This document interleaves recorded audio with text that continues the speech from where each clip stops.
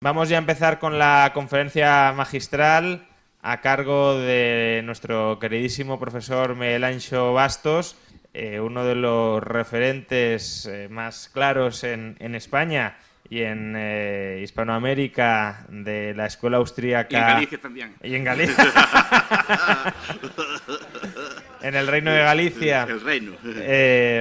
De la escuela austríaca austrolibertaria y anarcocapitalista. Y hoy nos va a dar una charla sobre análisis de clase desde la perspectiva de la escuela austríaca. Sí. A ver cómo lo enlaza y luego, desde luego, tendremos un interesante debate. Bien, muchas gracias, profesor Rayo. Muchas gracias a ustedes por su amabilidad, al Instituto Juan de Mariana por amablemente invitarme.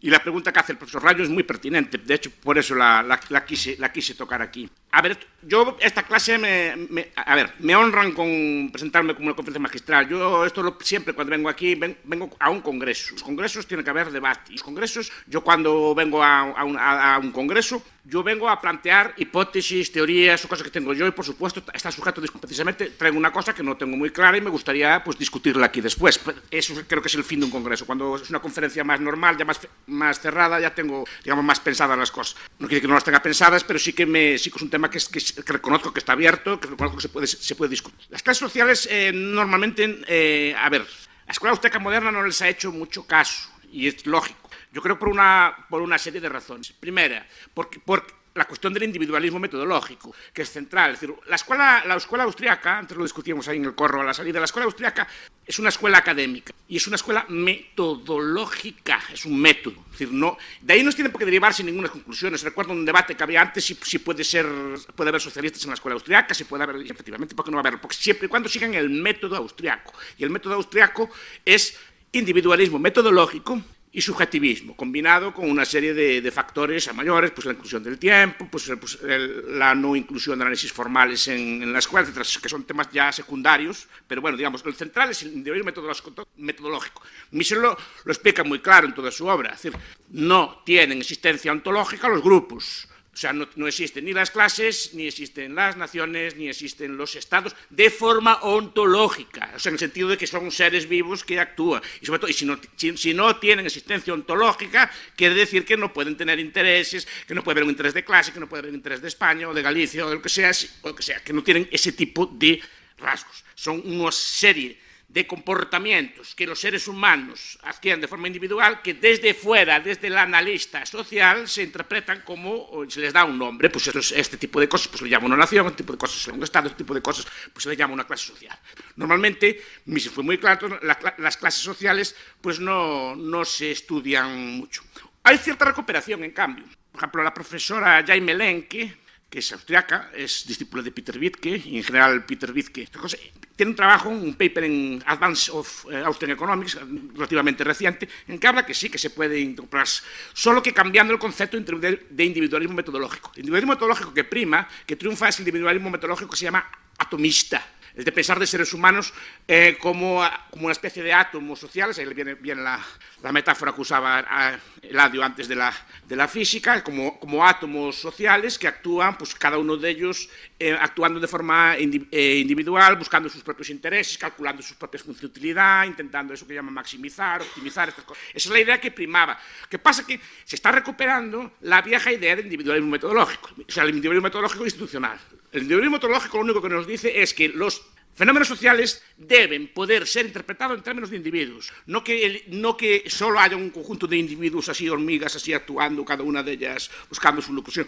Como introduce la sociología, estamos incrustados, como dice por ejemplo Peter Wittke y otros autores, formamos parte de instituciones. Las instituciones pueden ser reconducidas a fenómenos individuales, pero no quiere decir que el ser humano sea un átomo que no viva en un sitio, que no tenga preferencias, que no esté inculturado en un sitio. En ese aspecto es muy interesante lo que dice la profesora Lenke. Entonces, intenta conciliar el análisis individualismo metodológico basado en las instituciones, basado en el concepto de incrustación que desarrolla un sociólogo que se llama Mark Granovetter con dos T's, y a mí me parece muy interesante, efectivamente, porque sí que hay fenómenos de clase, hay fenómenos de Estado, hay fenómenos nacionales, que pueden ser deconstruidos hasta el individuo, pero sí que el individuo está aculturado.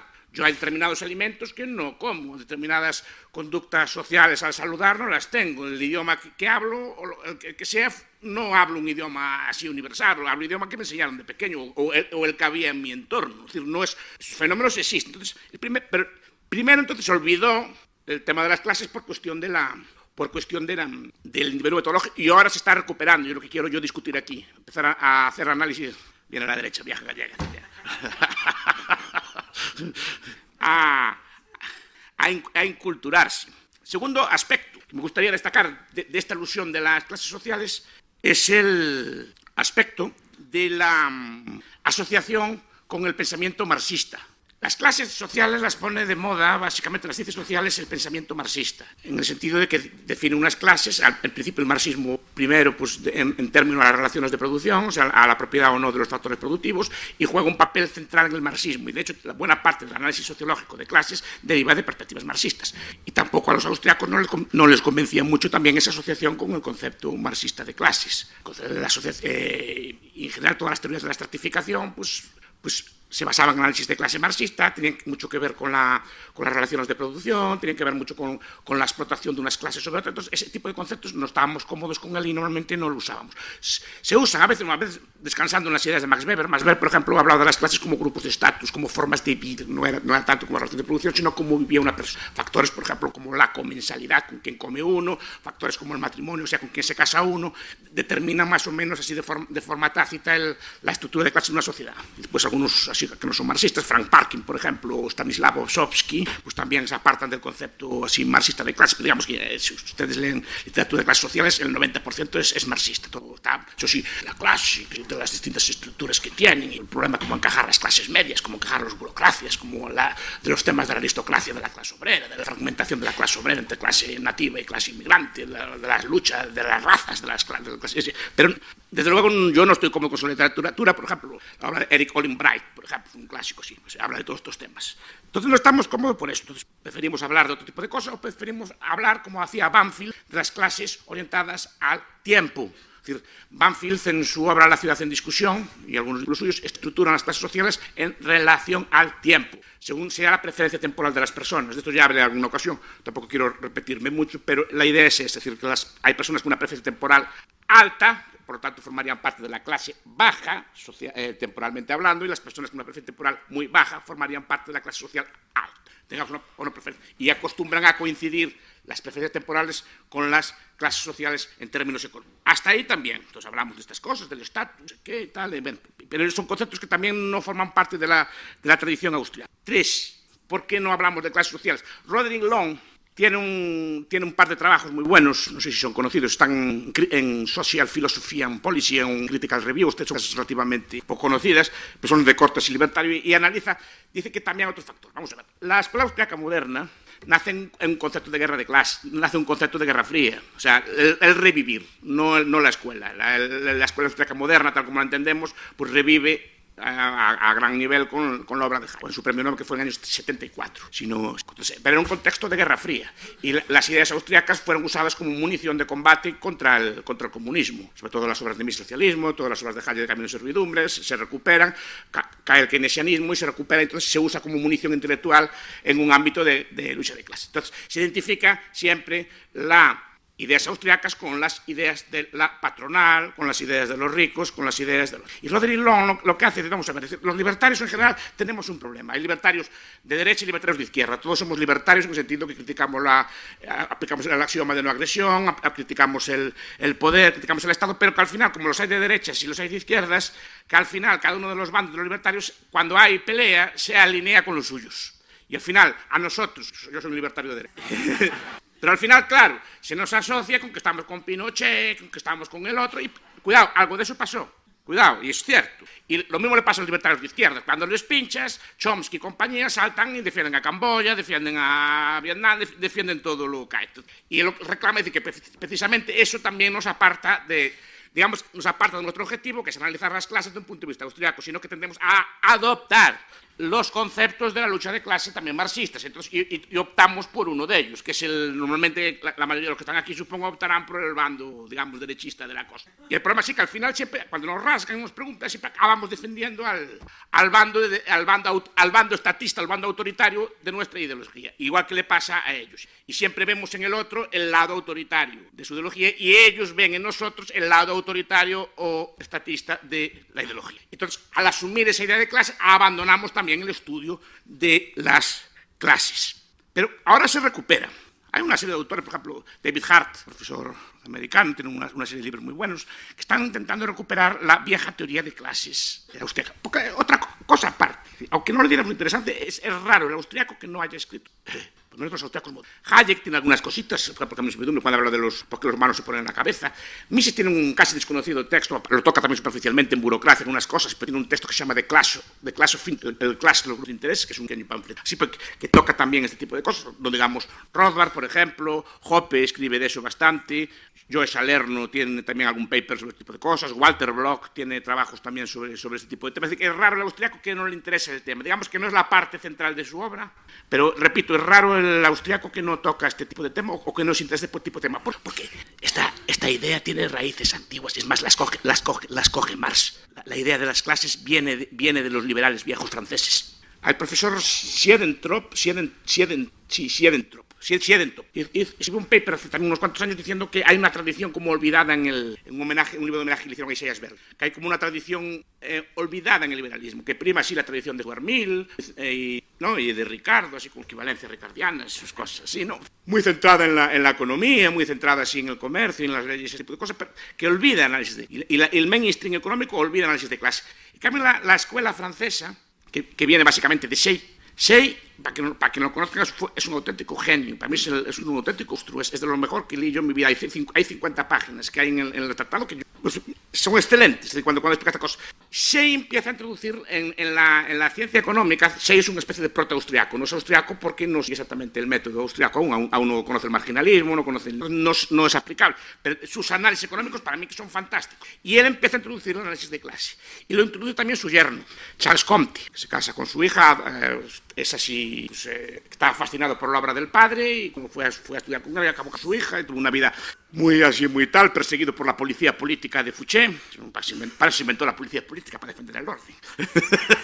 Pues él tuvo que fue perseguido por ella, tuvo que escapar, y su amigo Charles Dunoyer, que crean la teoría del industrialismo. Pero también en ese mundo está un autor que yo personalmente adoro, que se llama Thierry. Está también otro que se llama Benjamin Constant y probablemente la obra económica no la obra política, la obra económica que está escrita en periódicos, no está escrita nunca hizo un libro, pero que se estudia en ese tipo de libros que acabo de decir ahora, y sobre todo en el libro de Hart, que se llama así Class Analysis. ¿Qué decían estos señores? ¿Qué decía Thiers? ¿De dónde viene el Estado?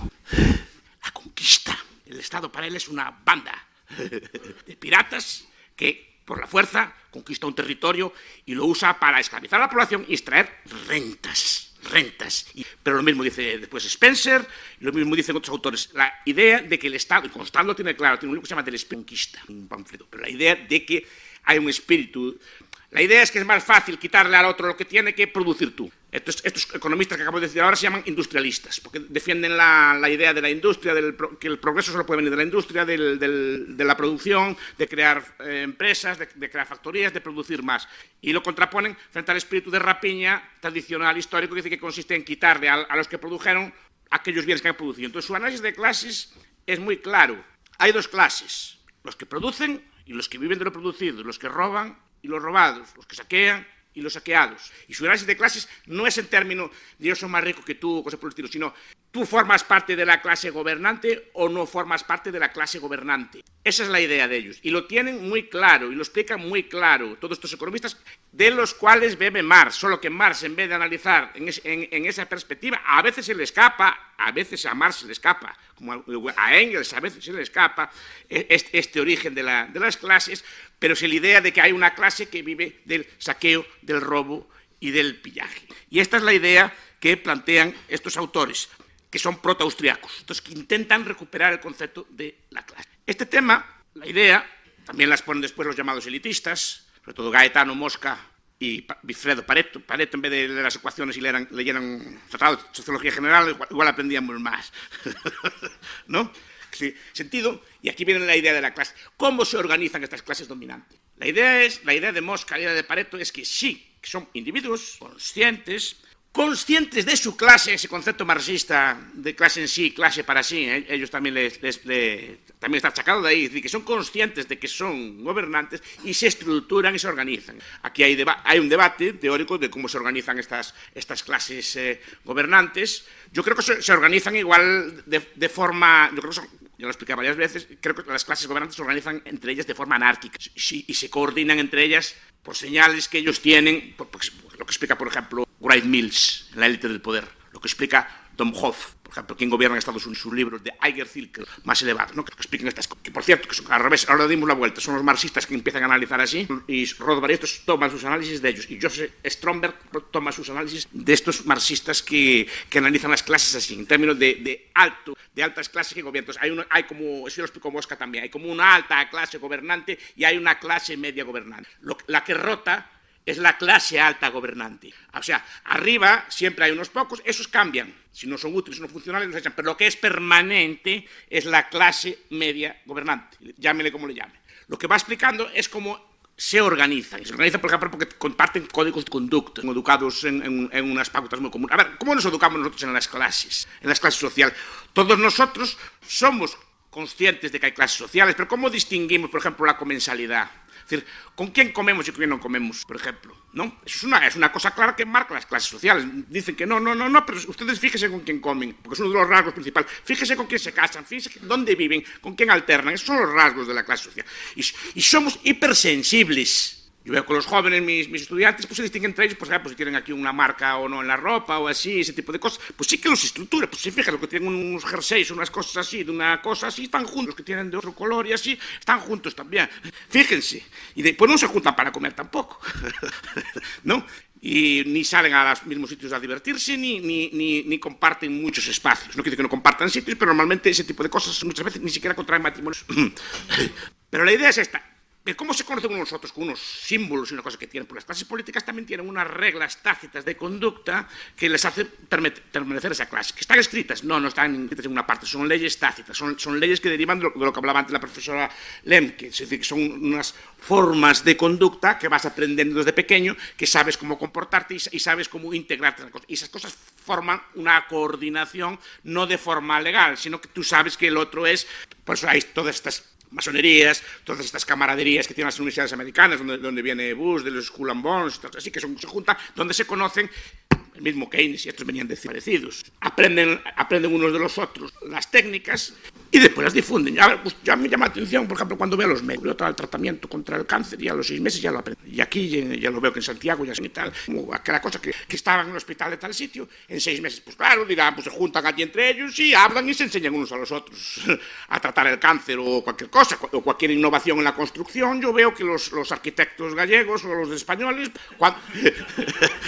cuando inventan un producto nuevo allí en Estados Unidos o en Japón, veo que rápidamente van y lo copian. Pues aquí funciona lo mismo. Entre ellos se juntan y se van enseñando las cosas unos a los otros y comparten unos códigos de conducta, igual que, por ejemplo, los académicos compartimos unos códigos de conducta, los interiorizamos, pero sabemos si una argumentación está bien o mal dada, sabemos si una persona está hablando de forma científica o no, eso sabemos más o menos verlo y distinguimos lo que es una taberna de lo que es un foro académico, etc.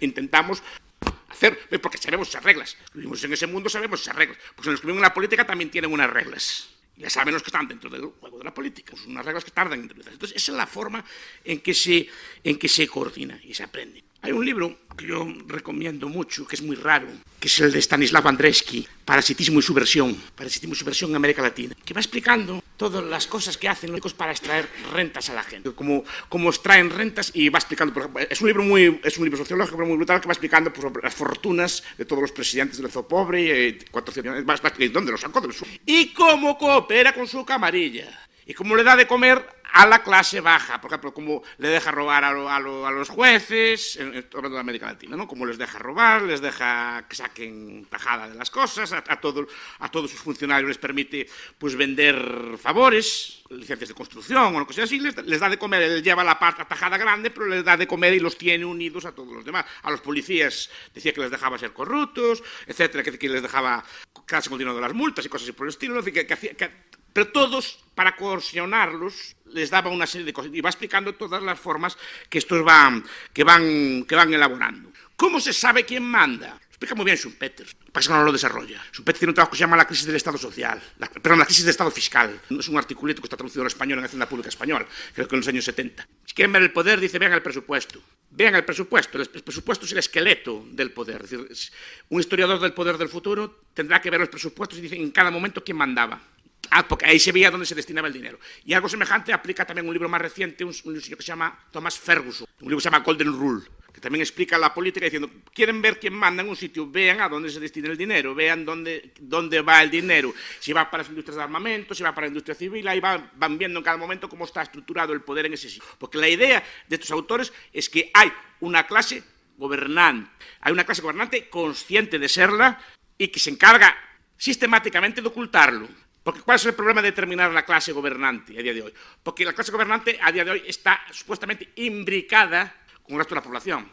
Todos somos receptores netos de beneficios estatales y todos somos pagadores del Estado. Entonces, el Estado somos todos. Y algo de eso hay. Por ejemplo, el año pasado hablé de las pensiones. Las pensiones es una forma de hacer que gente que es productiva, que está trabajando, pues de repente se vea dependiente del Estado. Entonces, no, tú gracias al Estado comes y sobrevives y cosas por el estilo. Te pasas de pagar tributos a ser un miembro más que vive gracias al Estado. Entonces, es muy difícil de diluir quién es el receptor neto del que no es. Pero es fácil. Yo cuando vengo a Madrid, a veces paso por allí por Cló, voy por el Parlamento a dar una vuelta y veo señores y señoras muy arreglados y bien vestidos, con coches así grandes y bonitos, blindados, con policías, con chofres y así, y los veo comiendo, jaja, en restaurantes buenos, no van a Rey de Bocadillo a comer, que comen allí en sitios buenos, buenas cosas así, y veo gente tirada en el suelo, como que unos que viven a costa del Estado y otros que viven mal en ese supuesto Estado que somos todos. Es decir, no es equiparable la cosa. Hay gente que obtiene renta neta.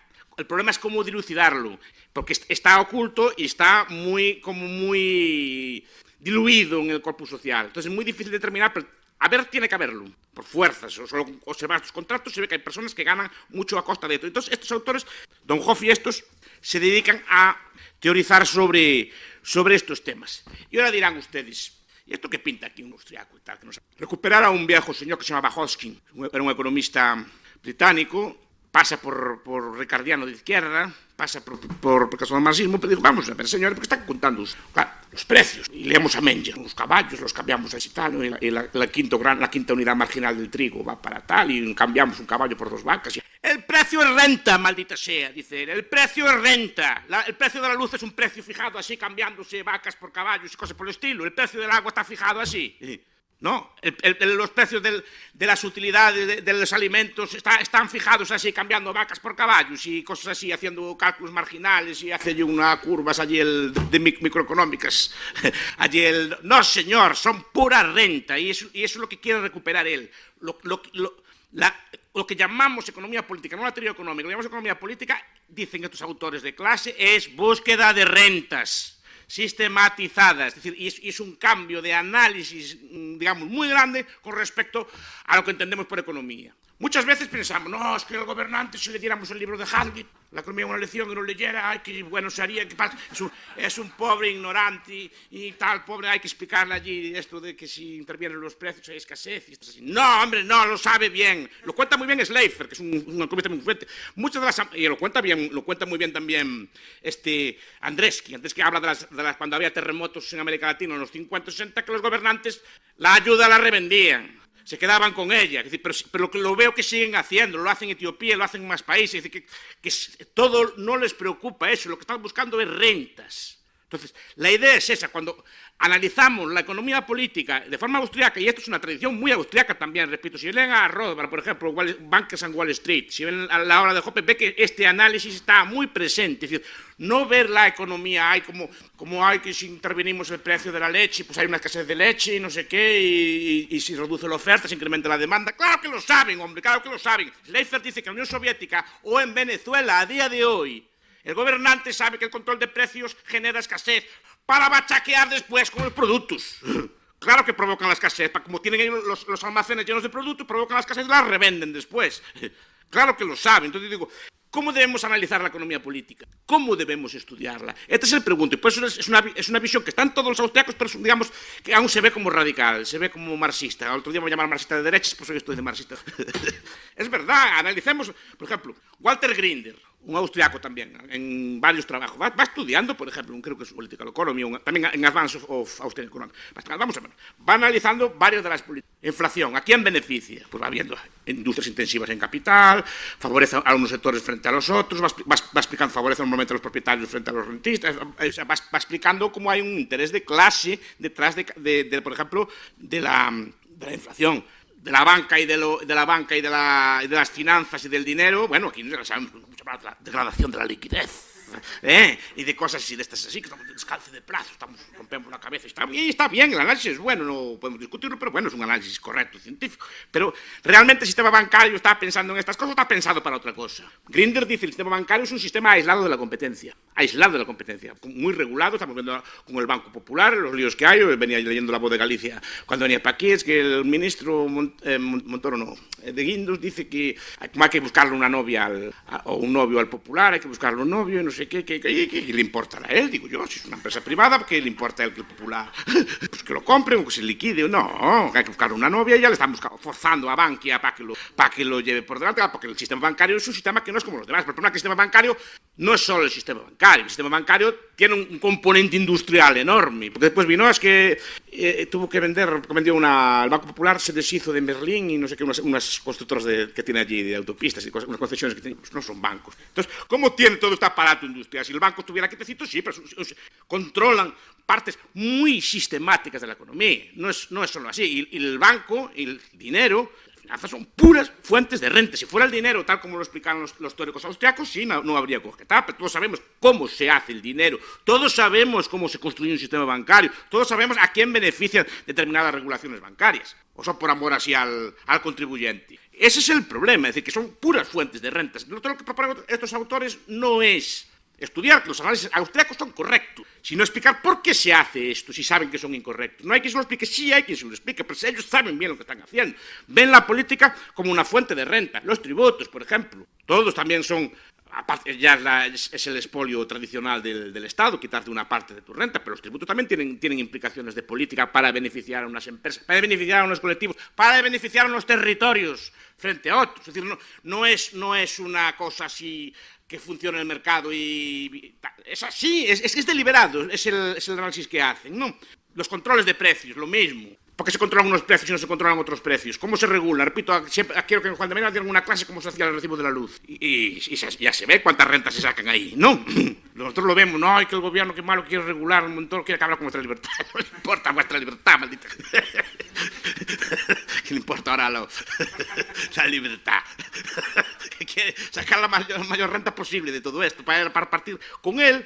Pero es que no es él, es así. Si dijeras que fue España solo así, que son España, que es una práctica con variantes, obviamente, con variantes, porque también la función política tiene una función empresarial. Lo explica muy bien una profesora que se llama Margaret Levy, eso es empresarial. Hay gobernantes que prefieren obtener más renta a largo plazo y otros que prefieren, como por lo que sea, porque sobre todo los dictadores que son inestables, pues prefieren obtener la renta a menos plazo porque no son legítimos y en cualquier momento pueden marchar a quien tener una renta. Esto lo explica en un libro muy bonito también, que se llama El Manual del Dictador, no sé si alguien lo conoce, Bruce Bueno de Mesquite. Ahí le explica también todas las técnicas que hacen los gobernantes para funcionar. En unos países son más atenuadas que en otros. Básicamente, por ejemplo, nosotros no hace falta usar mucha presión, ya estamos bastante domesticados. Entonces, no hace falta usar la presión, ya hacemos las cosas nosotros sin que nos obliguen. En otros sitios funciona de otra forma. Y unos reyes o unos príncipes o unos gobernantes son como más empresariales que otros. Es decir, que ven más a largo plazo, igual que cualquier otra persona, igual como empresario, hay empresarios que miran a corto plazo, también empresarios políticos tienen esta visión. Pero todos los aranceles, controles de precios, impuestos, todo esto es la visión. Entonces, la visión de las clases austriacas lo que viene a decir es que hay una clase que extrae renta con 1001 técnicas, lo hace deliberadamente y lo hace conscientemente. Y buena parte de lo que entendemos por economía política moderna son las estrategias que usa esa clase gobernante para extraer rentas. No es que no leyeran a Haldi, que sean ignorantes y que si lo leyeran, no leyeran así algún liberalismo de Mises y se hicieran buenos así a leerlo, no, que cambiaran de opinión. No, porque no es ese su propósito. Pero desde siempre, es la teoría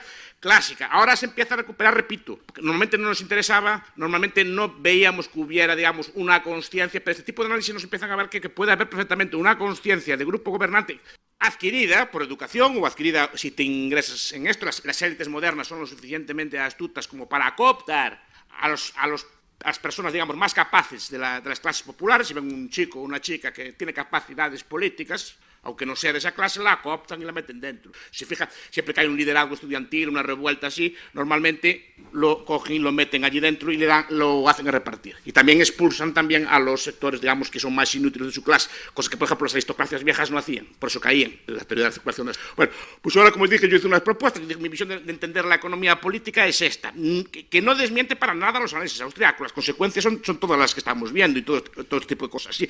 Solo que, digamos, que cambia un poco la visión del mundo. Y repito, casi no hay austriaco que no haya estudiado esto. Quiero ver si, repito, son teorías mías, aún no lo tengo contrastado. Y creo que es difícil contratación empírica, este tipo de cosas, porque requiere analizar muchas veces. Después, algunos autores lo intentaron. Don Hoff, por ejemplo, y otros autores intentaron cuantificar. Rothbard, por ejemplo, en Bankers and Wall Street, va analizando quiénes son la élite dominante, nombre por nombre, y va viendo cómo están en cada sitio. También eso que se llama Gary Allen hizo algo parecido. Y sobre todo, Carroll Quigley, no sé si alguien lo conoce. Carroll Quigley es un historiador, a Hoppe le gusta mucho, pero es un historiador, no es un marginal, es un historiador de Harvard, de una alta universidad, además con muchas credenciales. A Hoppe le gusta mucho un libro que se llama La evolución de las civilizaciones, que tiene un libro que va en esta línea, se llama Tragedy and Hope. No está traducido, hay una traducción pequeñita de 200 páginas. Es un libro de 1300 páginas que va documentando las élites políticas de cada época, cómo se organizan, quiénes son y cómo actúan. Pero cómo actúan conscientes de lo que son. No decir, que ignorantes somos, que no leemos la página de Juan de Mariana, que no nos enteramos de que el despido libre genera paro, una cosa que le gusta mucho a la profesora Blanco. Siempre estamos repitiendo lo mismo y no nos hacen caso. ¡Claro que no nos hacen caso! Por ejemplo, la ley laboral. Estos autores, por ejemplo, dicen que los sindicatos son los socios, los dirigentes sindicales son los socios juniors de la clase. Y aparte que buena parte de la política laboral no es para favorecer al patrón, es también para favorecer al patrón, mejor dicho. Y ya acabo, ¿eh? Recuerdo un día que estaba allí en la televisión un presidente de una patronal hotelera, de una gran compañía hotelera, todo feliz, que había que subir el salario a los camareros y así, porque estaban pagándole muy poca. Y claro que sí, claro, por eso lo quieres. ¿Quién compite contigo? El Hostal Sol y Playa, ¿no? Que tiene salarios bajos y si subes salario mínimo, hundes a la competencia. Tú, claro, compites con bienes de capital avanzado, compites con sectores más modernos, puedes pagar salarios más altos, pero quieres eliminar tu competencia. Y es más, quieres que el gobierno, aunque dando bien, te la elimine también. Las leyes de salario mínimo no solo crean paro, es que benefician a determinadas empresas, sobre todo las empresas más intensivas en capital, que así no tienen que afrontar la competencia de salarios baratos, que por desgracia es la única que pueden plantear muchas empresas. Es decir, que incluso en las políticas y supuestamente sociales también hay cierta búsqueda de rentas. Pues ahora me gustaría oír sus opiniones. Repito, son conjeturas, más o menos informadas, pero son conjeturas. Bueno, pues abrimos el turno de preguntas. Gracias, profesor Bastos. Como siempre, pues muy divertido y además uno siempre aprende mucho con usted. Mi pregunta es exactamente cuál es la diferencia entre esta teoría austríaca de las clases sociales y la teoría de la elección pública de grupos de interés, porque parece que son, sobre todo en la última parte de la conferencia, que son completamente coincidentes, y parece que en la primera parte de la conferencia usted ha comentado que uno no es siempre consciente del grupo social en el que está. O sea, uno puede ser parte de un grupo social. Sí, pudiera ser, sí. Te casas con no sé quién o alternas con no sé quién, pero lo haces de forma casi inconsciente. Sí, claro, por eso es para que usted tiene interiorizadas las normas. Claro. Hay sitios que no son para nosotros, son así de baja estofa o de alta estofa, allí son muy finos, no queremos ir, o cosas por el estilo. No. Sí que la elección pública, yo la elección pública no lo critico por esto. Por ejemplo, Tulloch tiene un trabajo muy bueno sobre los golpes de Estado y estas cosas así, explica muy bien estas cosas, que también es la obra menos conocida de él. En general, la elección pública analiza bien. Lo que pasa es que ellos piensan que lo pueden corregir que haciendo hacemos una constitución fiscal, así que cumplamos las normas y ya se acabó el problema y hacemos entre anarquía y Leviatán, por ejemplo, ¿no? Que es en los límites de la libertad. Allí Buchanan nos hace así una cosita, así con pesos. No, señor, no es eso. No es que lo puedas hacer bueno, es que es así.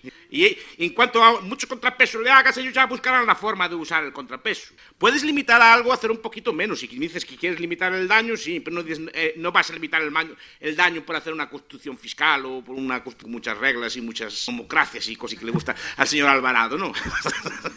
No es así, no es eso. Es no entender cómo funciona el aparato de poder. Es no entender, o sea, para mí, modesta opinión, y cuanto más malo soy me vuelvo en estas cosas. También era así, de esas constituciones fiscales. Cuanto más malo me vuelvo en estas cosas, creo que más voy acertando. No es que sea tal, pero es un cambio de método, creo que se entienden mejor muchas cosas. Profesor, muchas gracias.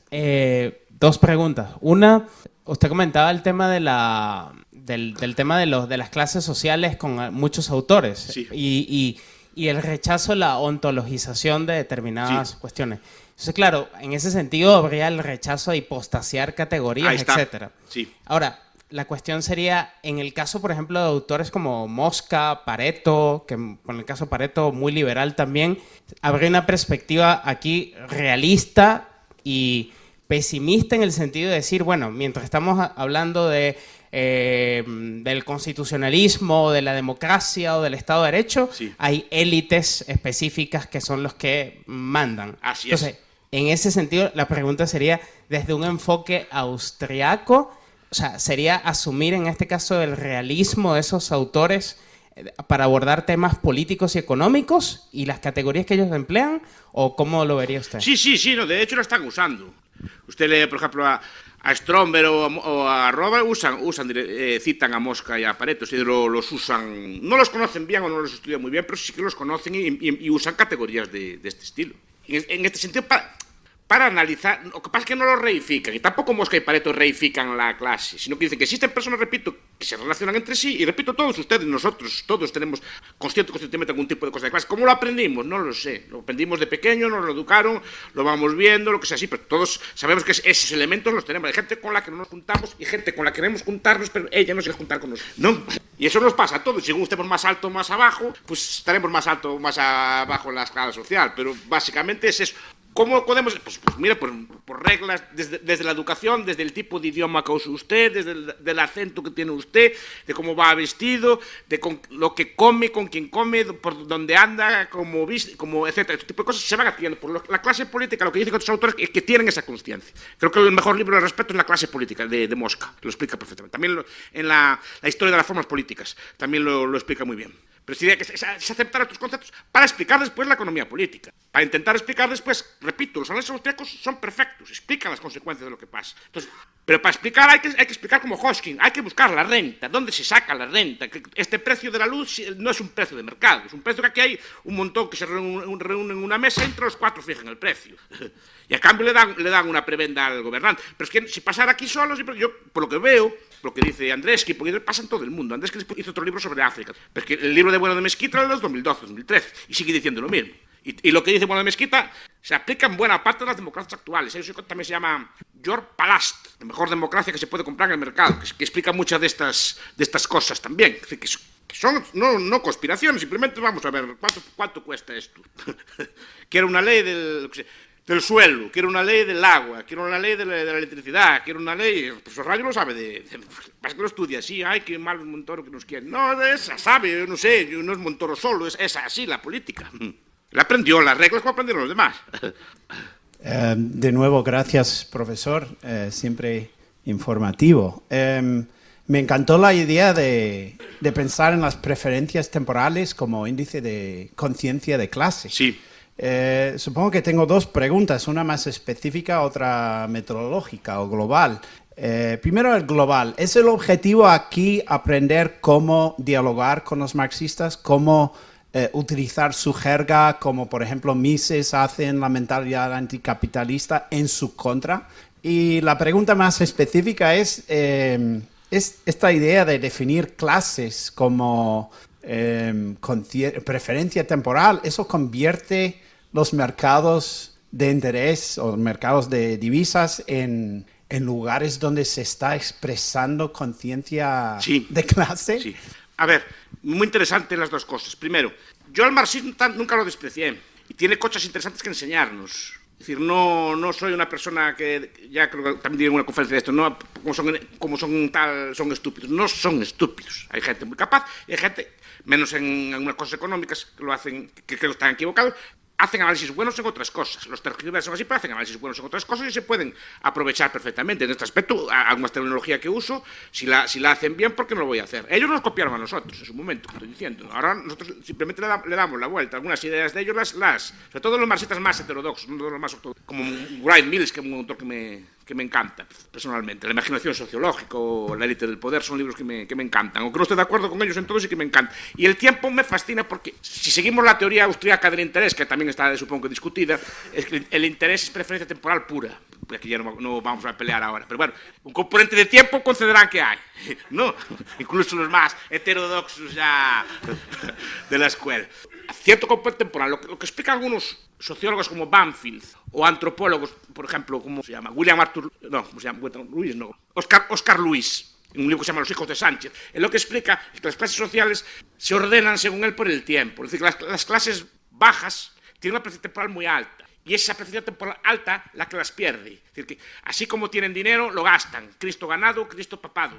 O sea, cuando ganan una moneda, Cristo es una moneda, como lo llamamos nosotros allí. No, es una forma de llamar a la moneda. Así como ganas una moneda, la gastas. Claro, y eso dificulta el ahorro, dificulta la salida de la pobreza, dificulta la repetición. Las clases medias, en cambio, reprimen el tiempo. Reprimen, quiero salir hasta las 12 de la noche y llegar borracho a casa. No.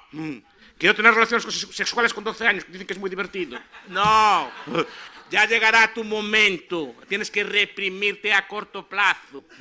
Quiero salir quiero no ir a trabajar, no quiero estudiar. No. Te reprimes y vas. Es una represión del tiempo. Y lo que dice Banfield es que las clases bajas reprimen el tiempo. El niño quiere salir a los 10 años por la noche, que salga. Quiere divertirse por ahí, que se divierta. Es decir, no hay una represión del tiempo. Claro, después eso se transforma en menores rendimientos económicos en el futuro. Entonces, lo que va explicando Banfield es que va analizando las clases sociales y va viendo cómo es su preferencia del tiempo. Él no dice que sea bueno ni malo, porque eso no es bueno ni malo moralmente. Allá cada uno con su tiempo. Lo que dice es que eso trae consecuencias después en el ámbito económico. Una sociedad con una preferencia temporal muy alta difícilmente ahorrará y probablemente el tipo de interés ahí sea muy alto, incluyendo otros factores que habría que incluir. Pero básicamente, si hay poco ahorro en esa sociedad, el tipo de interés tiene que ser muy alto. Si al revés, si una sociedad ahorradora, y es lo que dice también Hoppe y otros autores, las sociedades ahorradoras tienden a deprimir de forma natural con el tiempo el tipo de interés, simplemente porque hay más ahorro y por tanto ese tipo de interés más alto puede de forma sana capitalizar empresas, hacer negocios. Esa es la idea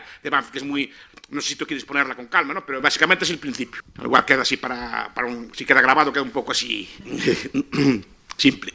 Profesor, muy buenas, un placer como siempre. El placer es mío, querido doctor, hay que felicitarlo al doctor Pierre. Aunque estoy casi totalmente de acuerdo con usted en que los estados, las naciones, alguna vez has dicho hasta la Iglesia, no existen desde una perspectiva ontológica. A veces me parece un poco contradictorio cuando se hace este tipo de análisis hablar entonces de conciencia de clase, intenciones de las personas que conforman esa clase, porque parece que realmente al final estás hablando de que esas agrupaciones sociales más o menos vaporosas sí que tienen intenciones conjuntas que les hacen actuar siempre en ese sentido. No, a ver, yo a Paco Capella le he oído varias veces hablar de cuando las chicas salen juntas que tienen conciencias de guapas, sí. que salen las guapas juntan las guapas para no andar con las feas, le escuché algo así. A eso algo semejante me refería, que puede haber, igual que esas chicas pueden ser conscientes de que son guapas o los chicos conscientes de que son guapos, y por lo tanto cuando actúan en el mercado de la noche, lo que sea así, de ligar o así, pues saben su pre y actúan de forma consciente y no aceptan determinadas cosas, etcétera, ¿no? Algo semejante es la idea de conciencia de clase. Yo sé que soy poderoso, sé las reglas y actúo en consecuencia, porque sé cómo se juega este juego. No quiere decir que tú tengas una asistencia ontológica que haya una clase social llamada clase, que sea una persona, una cosa por el estilo, sino que tú interiorizas unas normas, unos valores, y actúas conforme a ellos. Y esos valores son los valores del poderoso, los valores del triunfo, los valores, por ejemplo, de ser resolutivo, de saber tomar decisiones, digamos, también de saber enfrentar, eso no lo sabe cualquiera, de tener criterio propio, de saber enfrentarte a una masa, si hace falta. Y esos valores los tienen, ¿eh? Normalmente los que son buenos políticos, esas cosas no les tienen miedo, pero son valores que se interiorizan, o que también se autoseleccionan entre ellos. Igual que las guapas o los guapos, hipotéticamente, se pueden juntar entre ellos. Las personas que tienen estos rasgos también se pueden juntar entre ellos, porque son conscientes. A eso me estoy refiriendo. No sé si la metáfora aquí es buena. Muy bien, pues muchas gracias, profesor, Gracias a por ustedes. la conferencia.